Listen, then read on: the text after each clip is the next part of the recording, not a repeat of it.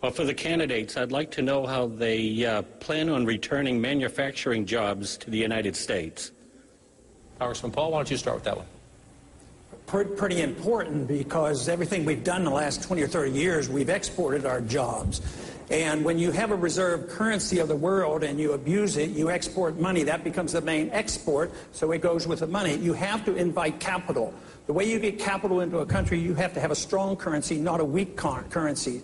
Today, it's a deliberate job of the Federal Reserve to weaken our currency. We should invite capital back. First thing is we have trillions of dollars, at least over $1 trillion of U.S. money made overseas, but it stays over there because if they bring it home, they get taxed.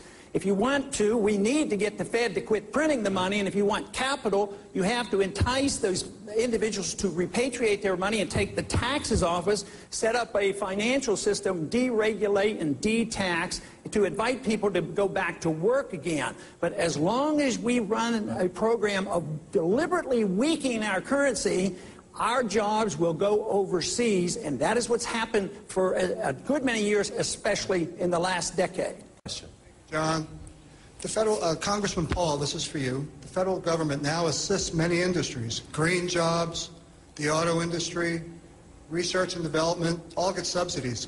Given the current state of the economy, what standards do you have, if any, for government assistance to private enterprise? Well, there shouldn't be any government assistance to private enterprise. It's not morally correct. It's not legal. It's bad economics. It's not part of the Constitution. If you allow an economy to thrive, they'll decide how R&D works or where they invest their monies. But when the politicians get in and direct things, you get the malinvestment. They do the dumb things. They might build too many houses, and they might not direct their research to the right places. So, no, it's a fallacy to think that government and politicians and bureaucrats are smart enough to manage the economy, so it shouldn't happen. All right, these are the Republicans, the conservative candidates. Every time you applaud, I know you're happy with the answer. You take your time away, though. We would expect to get an congressman come into the conversation. As you do, don't make it just about foreclosures. This is an interesting topic of discussion, especially when money is scarce and you got to start cutting. It's the question of priorities. What should the government be doing? And maybe what should the government be doing in a better economy that it can't do now that has to go? So talk about foreclosures a bit, but then tell me something. If you were president, and you were dealing with it in your first few weeks, you said, I might like to do this, but I can't afford to do this. Be as specific as you can. What goes? I would want to do much less, much sooner. The government shouldn't be involved. When you take the bankruptcies, we've been doing a whole lot. We've been propping them up. We've had the Federal Reserve buy all the illiquid assets which were worthless, stick it with the taxpayers. People who made the money when the bubble was being blown up, they're the ones who got bailed out. But you want the correction. Corrections are good. The malinvestment and the bubbles that are caused by the Federal Reserve and the government, and we keep propping it up. And that's why this is going. It was predictable it would come. It's predictable it's lasted 3 years. And it's predictable as long as we do what we're doing in Washington, it's going to last another 10 years. We're doing what we did in the Depression. We are doing what the Japanese have done. You need to get the prices of houses down to clear the market, but they're trying to keep the prices up. They actually have programs in Washington. We're stimulating housing. You need to clear the market, and then we can all go back to work. But what we're doing now is absolutely wrong. John, and I have Dr. Paul Collins, who you've been running a family practice in Manchester for how long? 27 years. Nice work. So not surprising your question is related to health care. What's your question, sir? Yes, sir. As a member of the baby boomer generation, I've been contributing to Medicare through payroll taxes for over 30 years. How do you propose to keep Medicare financially solvent for the next 50 years and beyond? Let's start with Dr. Paul on this one. Well, under today's conditions, it's not solvent and won't be solvent. You know, if you're an average couple and you paid your entire amount into Medicare, you would have put $140,000 into it. And in your lifetime, you will take out more than 3 times that much. So a little bit of arithmetic tells you it's not solvent. So we're up against the wall on that. So it can't be made solvent. It has to change. We have to have more competition in medicine. And I would think that if we don't want to cut any of the medical benefits for children or the elderly, because we have drawn so many in and got them so dependent on the government, if you want to work a transition, You have to cut a lot of money, and that's why I argue the case that this money ought to be cut out of foreign welfare and foreign militarism and corporate welfare and the military-industrial complex. Then we might have enough money to tide people over. But some revamping has to occur. What we need is competition. We need to get a chance for the people to opt out of the system. Just they talk about opting out of Obamacare. Why can't we opt out of the whole system and take care of ourselves? All right, let's continue the conversation. Governor Pawlenty? Keep our word to people that we've made promises to. So under my proposal, if you're on the program or near the program, we'll keep our word. But we also have to recognize what Congressman Paul just said. Oh, spicy. Absolutely. The federal government shouldn't be involved. I wouldn't support an amendment, but let me suggest one of the ways to solve this ongoing debate about marriage, look up the dictionary. We know what marriage is all about, but then get the government out of it. Why doesn't it go to the church, and why doesn't it go to the individuals? I don't think government should give us a license to get married. It should be in the church.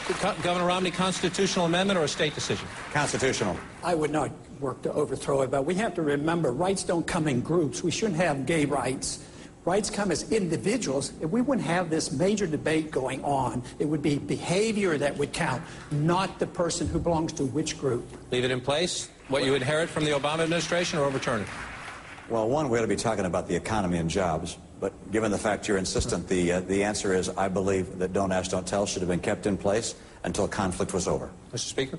Well, I think it's implementation. It should be repealed, and the commanders should have a system of discipline in place, as Ron Paul said. I'm staying with you for a moment, if I may. You are staunchly pro-life. Governor Romney used to support abortion rights until he changed his position on this a few years ago. This has been thoroughly discussed. But do you believe he genuinely changed his mind, or was that a political calculation? Should this be an issue? And so, Dr. Paul, to you on this one, the question comes up, though, once they're in the country illegally, you have compassion sometimes bumps up against enforcing the law and state budget crises. A 5-year-old child of an illegal immigrant walks into an emergency room. Does the child get care? Well, first off, we shouldn't have the mandates. We bankrupted the hospitals and the schools in Texas and other states. We shouldn't give them easy citizenship. We should think about protecting our borders rather than the borders between Iraq and Afghanistan. That doesn't make any sense to me. But on coming in, you know, there was a time when government we didn't depend on government for everything. There was a time when the Catholic Church actually looked at them. Should they get care? Should taxpayers have to pay for that care? No, they should not be forced to, but we shouldn't be penalizing the Catholic Church because they're trying to fulfill a role, and some of the anti-immigrants want to come down hard on the Catholic Church, and that is wrong. If we believed in our free society, matter of fact, this whole immigration problem is related to the economy. People aren't coming over as much now because it's weak. When we had a healthy economy, some of our people did work and people flowed over here getting jobs. So there is an economic issue here as well. But no, if you have an understanding and you want to believe in freedom, freedom has solved these kind of problems before. You don't have to say, oh, you're not going to have care, there won't be any care, and everybody's going to starve to death and die on the streets without medical care. That's the implication of the question. That's just not true, and you shouldn't accept it. Mr. Kaine, another issue that's come up in recent years as this debate has bubbled up is the whole question of birthright citizenship. Thank you, John. Congressman Paul, this is for you, but John, if you don't mind, I'd also like to hear from Governor Romney and a couple of the other candidates, because it relates to a specific New Hampshire issue with a national question. Here in New Hampshire, there is a popular bill that is being considered by our state legislature that would restrict the state's power to seize private land to build a power plant or a transmission facility. Should governments at any level be able to use eminent domain for major projects that will reduce America's dependence on foreign oil? No, we shouldn't have that power given to the government where they can take private land and transfer it to a private industry. The eminent domain laws are going to vary in different states, but we have the national eminent domain laws. It was never meant to take it from some people, private owners, and then take it and give it to a corporation because it's going to help that local locality. And this goes back to the basic understanding of property rights. Property in a free society should be owned by the people, and it shouldn't be regulated to death by the governments, whether it's Washington, D.C. or local governments. Right now, we really don't own our land. We just pay rent on our land, and we listen to all these regulations. So I would say the courts should get out of the way, too. They should not have this right to take land from individuals to provide privileges for another group. Governor Romney, you're a property owner in New Hampshire. You are a New Hampshire property owner, but you also are for reducing our dependence on foreign oil. Now, the right answer for us to have energy independence is to start developing our own energy in this country.